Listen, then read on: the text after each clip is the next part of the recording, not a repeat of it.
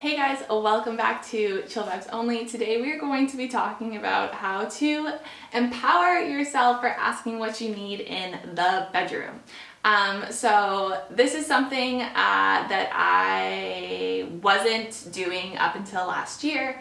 And since I started doing it, it has completely changed my sex life and also just my relationships in general. After you learn it and after you kind of go through it a few times, you're like, wow, why wasn't I doing this my whole life?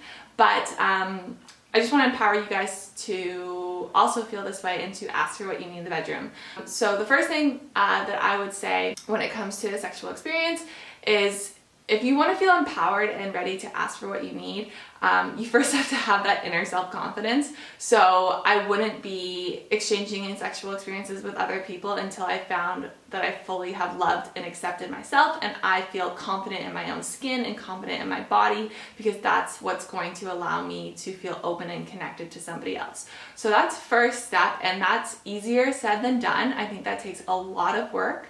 I think it takes a lot of self-love, a lot of time spending time with your own body and accepting your own self.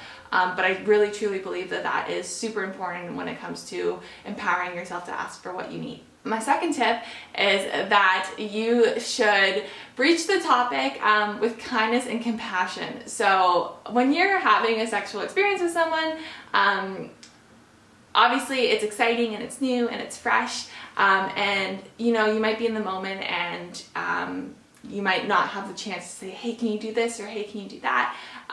So afterwards, if you're lying in bed, I would usually say something like, oh, like I really liked it when you did X, if it's something that you think that you need when you're having sex. So for example, if you need someone to rub your clit, you could be like, hey, like when we were having sex, it really turned me on when you were rubbing my clit. Or do it yourself and then put their hand there.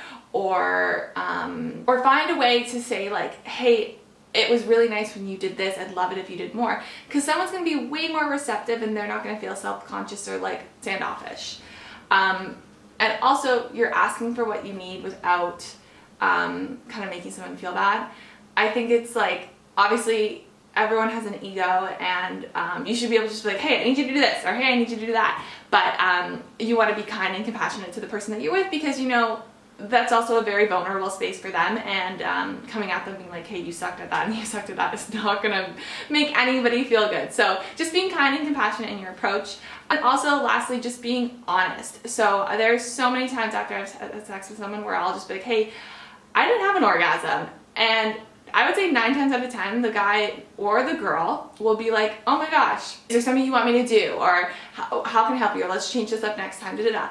And it's just kind of being open and honest about it. So just sharing, hey, I'm not getting off. Because lots of times if you don't express that or say that to someone, they don't always know. People don't really know sometimes what's going on, or they might just assume this might just be how sex has always been for them with their other partners.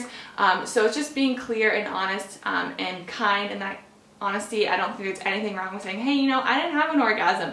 It just makes them aware. And so even if you're going to pick it up next time, maybe you focus more on you next time first to make sure that you have an orgasm before you switch to them. Because realistically, if they're having an orgasm, you should be having an orgasm. It should be fair. So talk about it and be okay with asking for what you need. And by the way, if that person is not receptive to any of these tips, then I wouldn't continue on having a sexual relationship with that person, because they don't care about you, they don't care about your pleasure or your happiness. And that's personally someone who I wouldn't want to exchange energy or a sexual encounter with, because you should feel like you have ownership in the bedroom as well, and you should feel like your experience matters just as much as that person's experience.